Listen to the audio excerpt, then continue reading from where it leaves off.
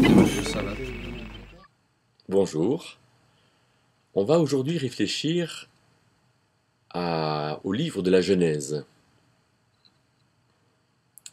La Genèse, c'est le livre de nos origines. Dans une vidéo précédente sur le Pentateuque, je vous ai proposé cette grille que dans le Pentateuque, il y a donc 5 livres. La Genèse, c'est celui qui me montre d'où l'homme vient, où Israël vient. Le Deutéronome, où Israël va. L'Exode, c'est le peuple Israël qui part d'Égypte. Le livre des Nombres, c'est le peuple Israël qui arrive vers Canaan. Et le Lévitique, c'est le livre de la rencontre avec Dieu. La Genèse, c'est donc dans un sens le livre des origines. Et c'est important de connaître nos origines. C'est important de connaître le plan de Dieu dans finalement de savoir où est-ce que Dieu nous place et qu'est-ce que Dieu veut que nous fassions là où nous sommes placés. Où est-ce que Dieu nous place? Dans quel lieu Dieu nous place? Alors, en Genèse 1 et 2, on voit qu'il y a un lieu qui est arrangé par Dieu en 6 jours. À mon sens, le cosmos n'a pas été créé en 6 jours, c'est la Terre atmosphérisée qui a été créée en 6 jours. En 6 jours, il s'est passé quelque chose de colossal, on pourrait dire, à mon avis, parce que la Terre a commencé à tourner au premier jour, et Dieu a arrangé cette Terre pour en faire un lieu respirable, un lieu que Dieu a organisé et rempli, et que Dieu nous demande d'organiser et de remplir. C'est ce que les théologiens appellent le mandat créationnel. Application pratique. Est-ce que vous êtes dans une démarche responsable sur les choses que vous avez, le mandat créationnel? Est-ce que chez vous, c'est bien rangé, c'est bien ordonné? Est-ce que c'est rempli? Est-ce que vous, vous remplissez, vous fructifiez et vous assujettissez?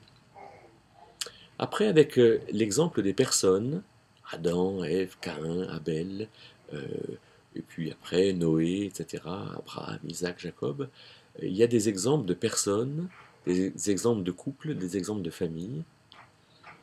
Et on voit avec Caïn, qui apporte une offrande à Dieu que Dieu ne lui avait pas demandé certainement, on voit que Caïn est triste et son visage est abattu. Et l'Éternel lui dit, pourquoi est-ce que tu es abattu? Et lui dit, c'est pas ça l'offrande que je t'ai demandé. Alors que Abel avait apporté un sacrifice de son troupeau. Donc voilà quelque chose d'important pour nous. On aurait tendance à apporter à Dieu quelque chose peut-être qui nous plaît, mais qui n'est pas quelque chose que lui nous demande. C'est ce que les théologiens appellent le mandat rédemptionnel. Comprendre que Dieu nous appelle à vivre une rédemption particulière. Dieu nous appelle à comprendre que c'est lui qui nous sauve, c'est pas nous qui nous sauvons. Et donc, partout là où nous on voudrait se sauver, ça marche pas. Réfléchissez un peu dans vos journées, vous vous dites ah j'ai vraiment fait tout ce que je pouvais, ça marche pas. Oui, mais c'est pas ça qui marche. Ce qui marche, dans tout ce que nous faisons avec une bonne conscience, en étant bien préparé, ce qui marche, c'est ce que Dieu va en faire.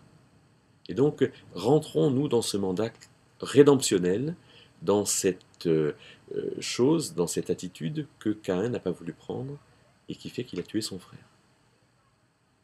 À partir de ça, alors vivons en couple comme il faut. Regardez par exemple Adam et Ève.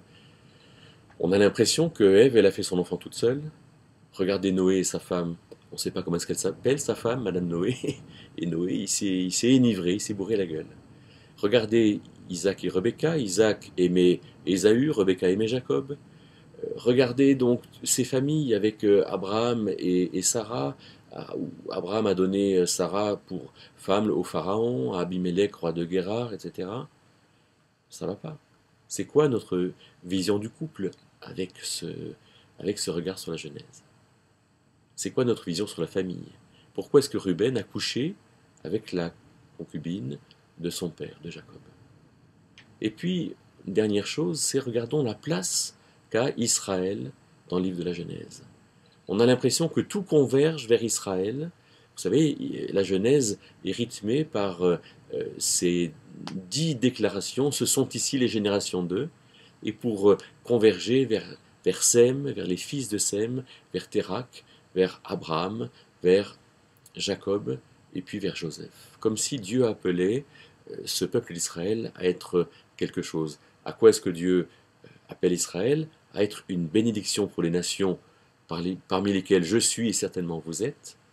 Alors ce peuple d'Israël, ce peuple juif, est un peuple qui est appelé à bénir la terre. Et donc regardons la Genèse, regardons la Bible entière avec ce peuple qui est au centre des projets de Dieu et qui sera au centre des projets de Dieu quand Christ reviendra. Christ est notre sauveur, il nous sauve individuellement, mais en tant que Christ, en tant que choisi, il va également nous sauver collectivement dans le royaume. Alors réfléchissons aussi à cela.